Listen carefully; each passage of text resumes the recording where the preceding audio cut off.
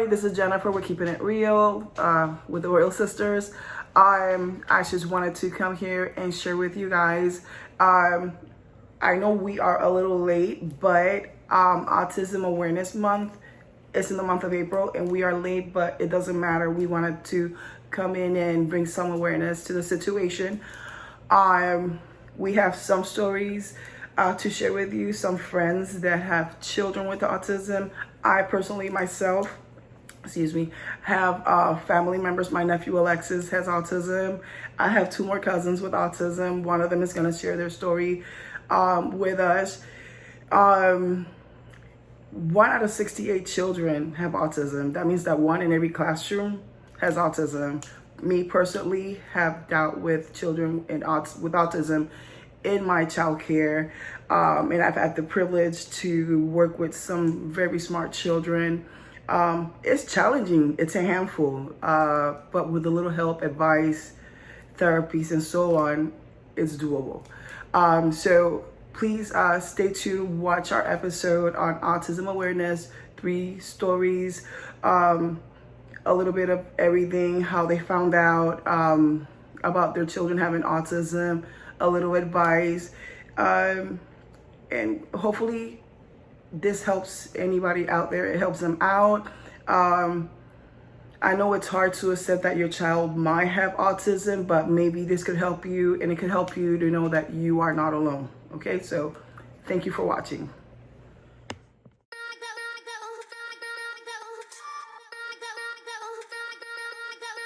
Hi, my name is Jessica. This is my son Michael. He's 16 years old and he is on the autism spectrum. He does have autism spectrum disorder.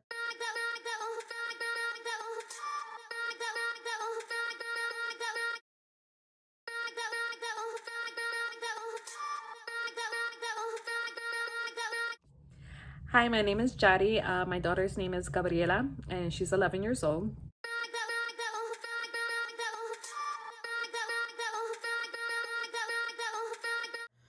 He was diagnosed at 5 years old. My child was diagnosed when he was 4 years old. My daughter was about 8 or 9 when she first got diagnosed with ADHD. She was also diagnosed with bipolar depression.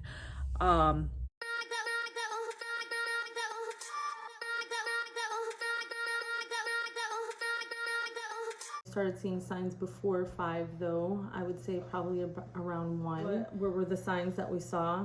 Well, he wasn't meeting his milestones. Michael is a twin. He has a twin brother named Ethan. He also has 2 younger brothers. His younger brother Christian is 15 and his younger brother Aaron is 13. He'll be 14 soon. So they're all around the same age. When Michael wasn't meeting his milestones, we did take him to the pediatrician, and the pediatrician did say that we couldn't compare him to his twin because kids learn at different rates and they're just different, and one twin is always going to excel more than the other one, so we shouldn't compare. But as time went on, we did notice that he was doing things that were not that were a little bit out of the ordinary for a child his age. He was lining things up. He loved to watch things spin. He had a routine. He needed like a certain combination of lights on and off. Once the routine was broken, it was not a good time for him. He would flap his little hands if he would get upset. It was just certain things that he would eat and not eat. A lot of repetition with him. He was very smart. He was very good with puzzles. As he got into preschool, he was very good with spelling and reading. Excellent with those things. Started seeing signs. We didn't really know what it was, but we did notice that there was some type of delays when he was about 1, because he wasn't really saying certain words.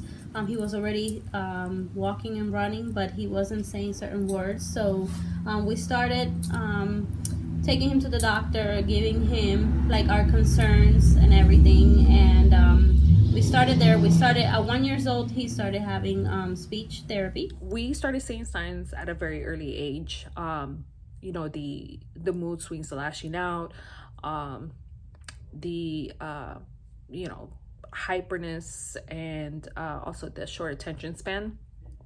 When we brought the concerns to her pediatrician, it was just always like, oh, she's young, you know, kids do that. They'll grow out of it, stuff like that, and that you know, she was too young to get tested, you know, for any kind of autism. So about second or third grade, her teachers started, you know, noticed you know, similar symptoms that we had noticed. And so that's when my husband and I went ahead and took the step to getting her tested and so forth. And when we got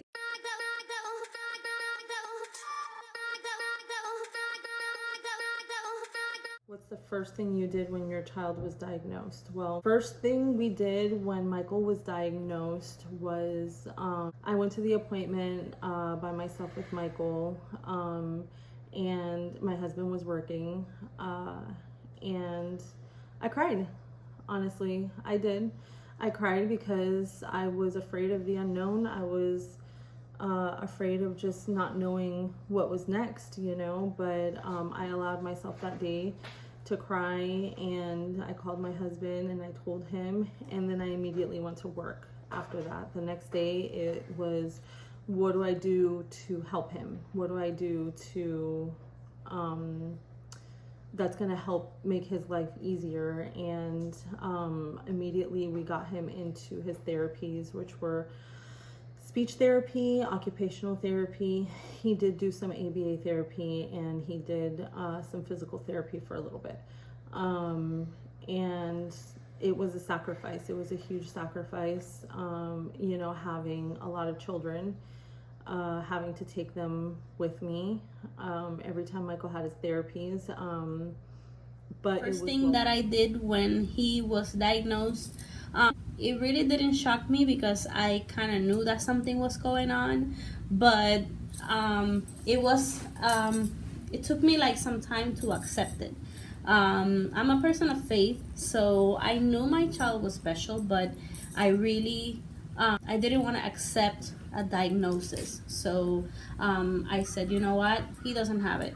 He doesn't have it. He doesn't have it. But when I accepted, that was the first thing that I had to do. It was acceptance. Once I accepted that, I said, how can I help my child? the official diagnosis, I could tell it really, really just hurt. It crushed my daughter, you know, and we immediately embraced her and said, this does not change how we feel about you, how we view you, and we love you. You know, we will get through this together. And that my husband and I even shared our own personal diagnosis of things and said, you know, we may not have the same thing, but, you know, we will get through it together, and we can relate and understand that, you know, we all have challenges. Nobody's perfect, but we're strong. This is gonna, you know, we're gonna be strong, and we're gonna get through it together.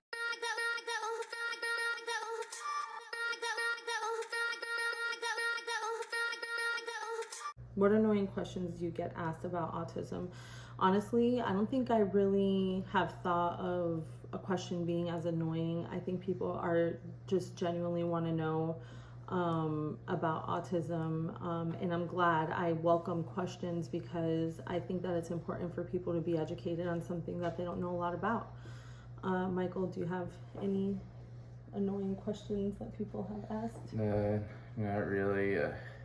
I mean, when I was asked about if I'm autistic or anything, or about my autism, it never was really annoying.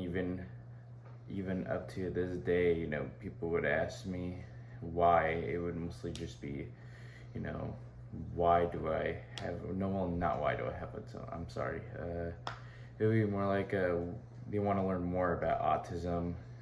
I'm a little tongue-tied. A lot of people are different. These kids are very different each. They have their own personality. So every case is treated differently because they're so different.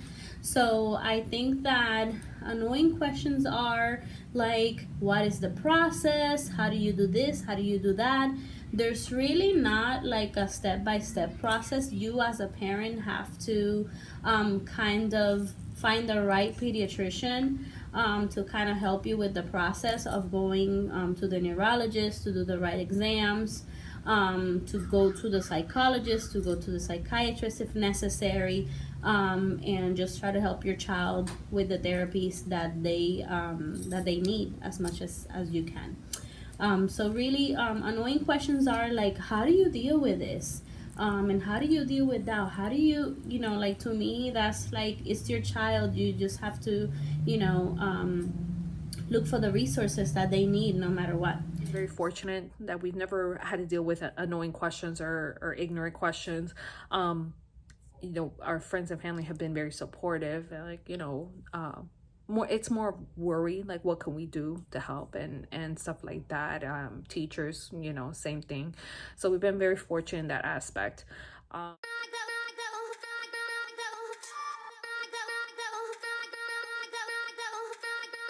What are the most challenging aspects as a parent of a child with autism? I would have to say communication. When Michael was younger, it was difficult for us to communicate with him, one, due to his lack of speech. But another thing is typically children and adults with autism, they process information differently. So my husband and I would have to come up with different ways to explain things so that Michael would be able to better understand what we were trying to say, and vice versa too. When Michael would try to say something to us, we couldn't always understand. Michael, do you want to add to that? Yeah, so adding on to what she said, she's absolutely right.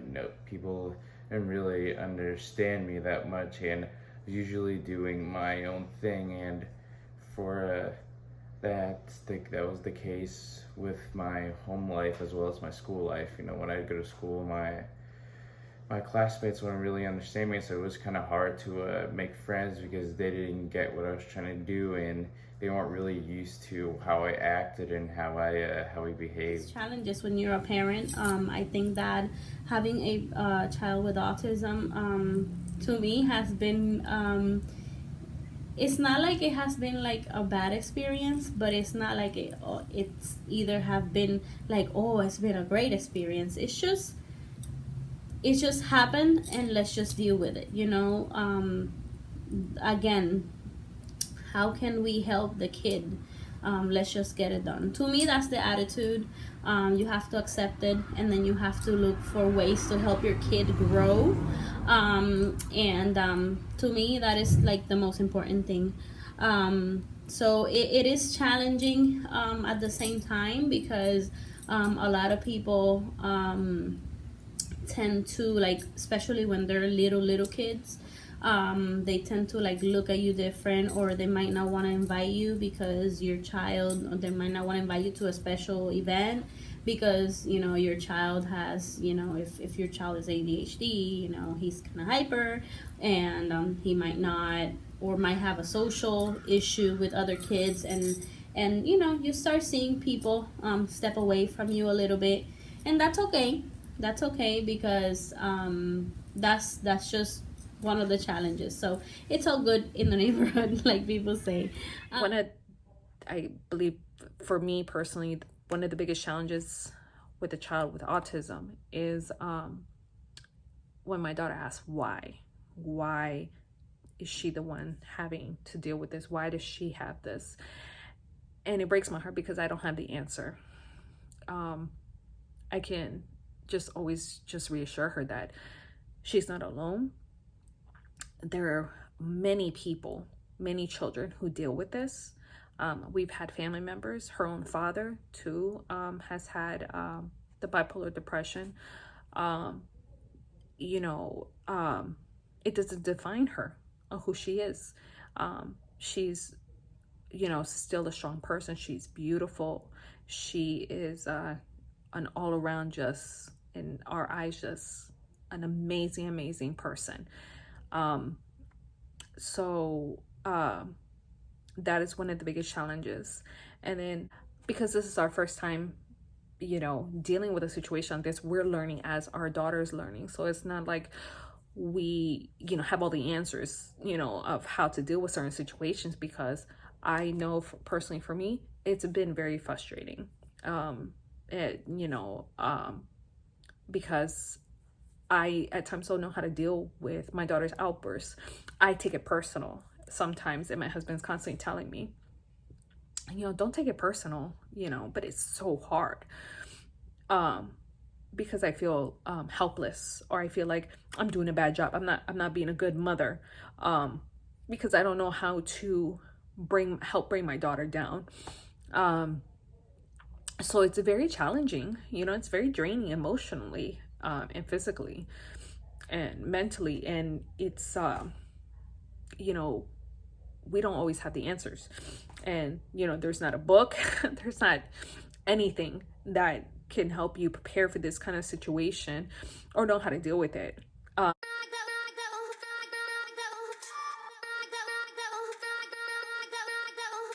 What has been the most rewarding aspects? I think it's been extremely rewarding, the sacrifices that were made to get him to his therapies. I think that's extremely important when a child is diagnosed with autism, whether they like it or not. They need that therapy to be able to excel, and to move forward and to become independent as an adult. I've learned so much from Micheal, and I've learned how to be a better person. And it does take a lot of patience. I wasn't always the most patient, but I did try, and it's difficult to be patient when you have a life, you have kids, you have a job, you have things going around. But I did try my very best to explain things the best that I could, and to try to make things the best for Micheal without making it easy for him, I guess you can say. I think it's important, at least for Micheal, it was important for my husband and I to not make things easy for him. Making things easy, that's not reality. I think that us making him a little bit uncomfortable helped him develop and become the young man that he is today. Do you want to add to that? Yeah, so there's definitely a lot of rewarding things about being autistic. I have a lot of talents and abilities that my brothers don't have, and I've definitely come a long way since I was diagnosed with autism. I've had, of course, like she was saying earlier, I have gotten a lot of therapy. I was there, but with like therapy, I also had a lot of experience in the real world, and I really picked up on surroundings. Like I picked up on how kids usually acted at school, and I began to correct myself in how I acted, and try not to act very socially awkward. So yeah, it's definitely come a long way, and autism really has its rewarding aspect. Autistic kids like me, can definitely learn a lot of stuff and get ahead if they wanted to. Mm-hmm. That's true. Micheal, and this isn't the same with all kids who are autistic, but a lot of them are a lot of autistic children or adults hyper focus on something, and Micheal did hyper focus on things in the past. Now he is very, very, very good with maps, at reading maps, drawing maps. He's very good. He's like a human GPS. My GPS isn't working. I just hope that Michael's with me and ask him. Yeah, I know my way around. Yes. A lot of places. We just recently moved to a new area, so I'm still trying to get used to all the roads and like the highways and the restaurants and stores and stuff, where they are. Rewarding. It has been super rewarding because especially when you have a high functioning kid and you see where they were and where they are right now, it's like amazing. It's amazing to see how rewarding it is as a parent, to see like, wow, he really had this issue and now he doesn't have that anymore. One of the things, for example, was to see his problems with writing, and he started with some therapies for that.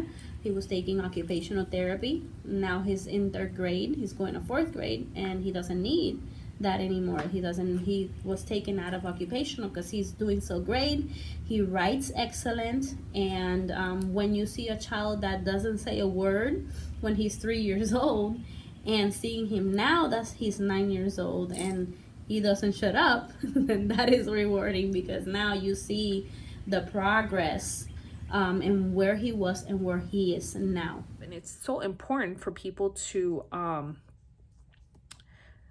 understand that our children are not contagious. Like, they're not disabled that where they can't. No, our kids, yeah, they may be going through something neurologically and may need some help and something, but they are strong and very determined and very capable.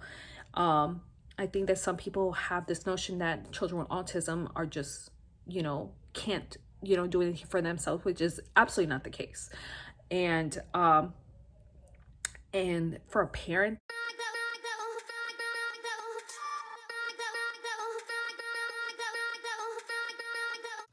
do you believe in the autism epidemic? Please explain why or why not. Yes and no. I don't know, honestly. That's kind of a little tricky for me because I don't know if kids are being overly diagnosed or if they just weren't diagnosed before because it wasn't something common or what, but I do hope that any child who is or adult who is diagnosed would, definitely get the care that they need.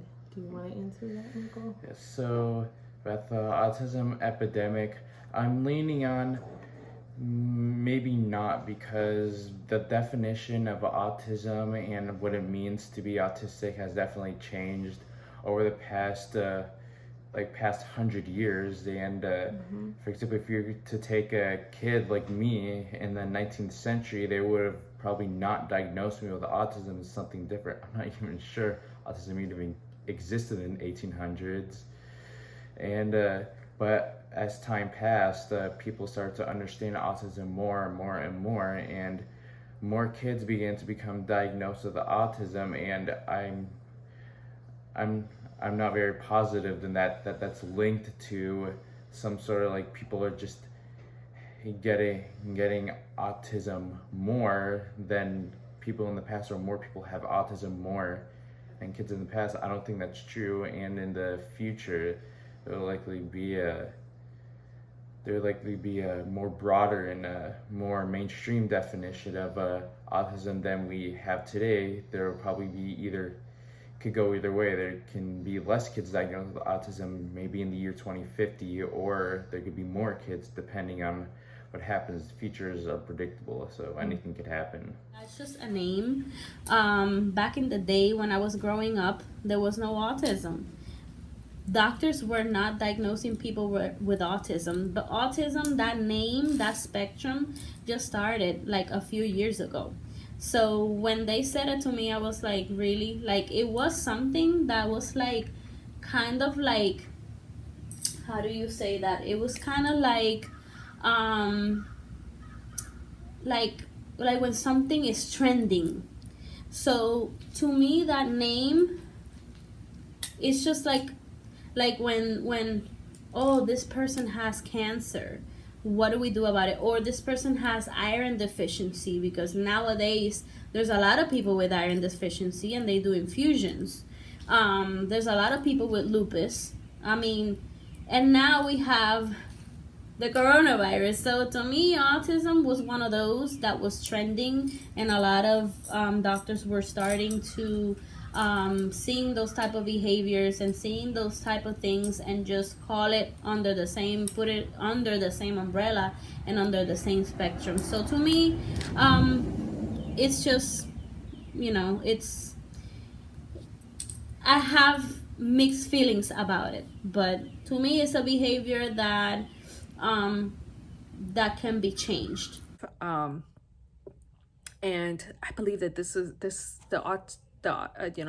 autism epidemic is very real. And what I mean by that is that it is not something that people feel that certain, it's just a small thing. No, it's a lot more than people realize. And I think that sometimes I feel some parents are scared to even think that, no, autism, like something is like they're like if their child is damaged, and that's not the case.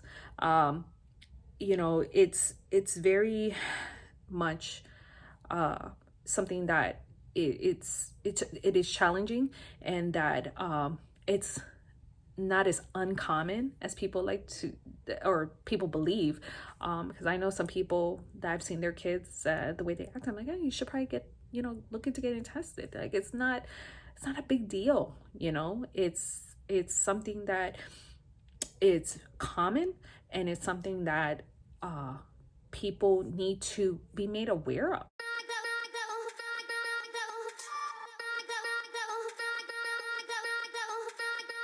What would you like the world to know about autism? So I'd like to what I'd like the world to know about autism is that it's not really anything to be ashamed of, like. Mm-hmm. And in autism, it's not, it's not what people think it is. It's not like some sort of like burden on your life, unless you let the bad aspects of autism control your life. Then you won't really have a tough time with dealing with autism, as long as you like break out of all the bad habits and embrace the good habits. That's what I did, and where I am now. I mean, I got pretty far. You got very far. I think that everybody's different. All the kids are different. And you just learn how to live with someone that has a disability, regardless if it's autism, whatever it is. You live, you learn how to treat it, you learn how to live with it, and at the end of the day, if you work with the doctors, the teachers, everybody in conjunction as a team, these kids can grow out of this. So to me, that is amazing. That's what I want the world to know, is that these kids are amazing. These kids have so much potential. I already know adults that went through this, and right now I can see that when my child grows up, what kind of adult he's going to be. So to me, it's amazing.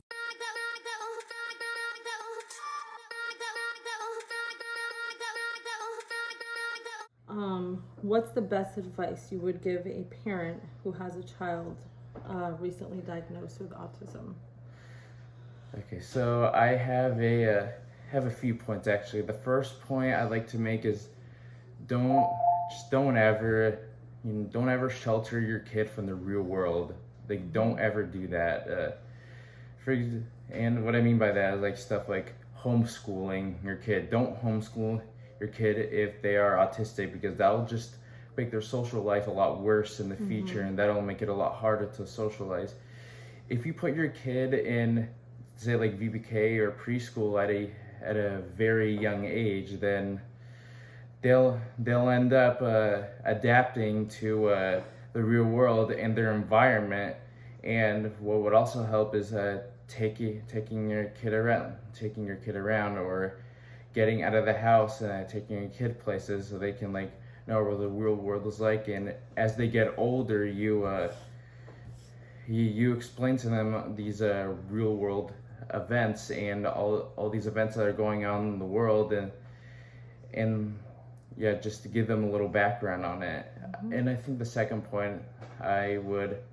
advice I'd give is, like I was saying earlier, if you are autistic, well, if you're friends or you have a child who has, or a relative who has autism, it would be best if you just discourage the bad habits of autism. For example, like if you seem like quirky or like abnormal, if you like do things, it would be best to like discourage those habits, because it would really help their social life, and it would really help them socialize a lot better, and they get a lot more friends.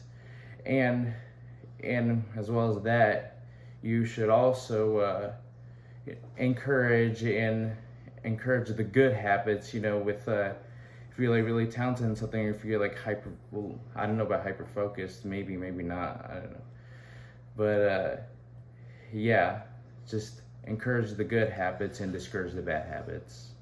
As a parent, I think I would tell a parent to get your child the therapies that they need as soon as possible. Don't wait. Don't put it on the back burner. Get them what they need, the help that they need as soon as possible, and be diligent with those therapies, because it's really going to help them, and it's really going to make a difference for them in the future. My husband and I tried to teach Micheal or treat Micheal the same way that we taught our other kids. If he did something naughty that he wasn't supposed to, he was put in timeout like the other kids. If he did something he wasn't supposed to in school, he had his privileges taken away, same as the other kids. So I think that that's important as well. Elaborate on this, because I have seen, I work for a school district, and I see so many people that do not want to accept that their child has a disability. This is a problem, and you first have to accept it and take them to the doctor and give them your concerns. Get the help you need.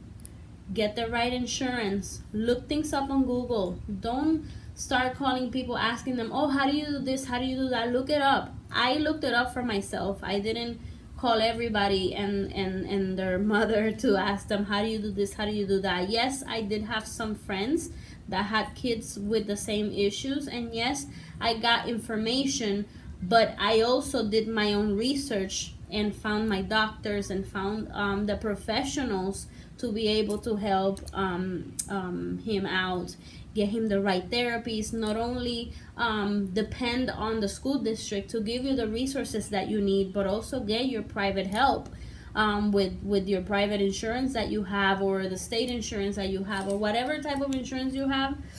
Try to get them the help they need, because these kids need that. So the first thing that I would do, I would accept it, and then I would say, how can I help my child be better for him to become someone that can take care of themselves in the future? Because that's all you need to think about. You need to think about what happens if I'm gone, and what are they gonna do when they grow up. So my advice to you is, if you don't know, definitely look for help, and look things up, because there's a lot of information.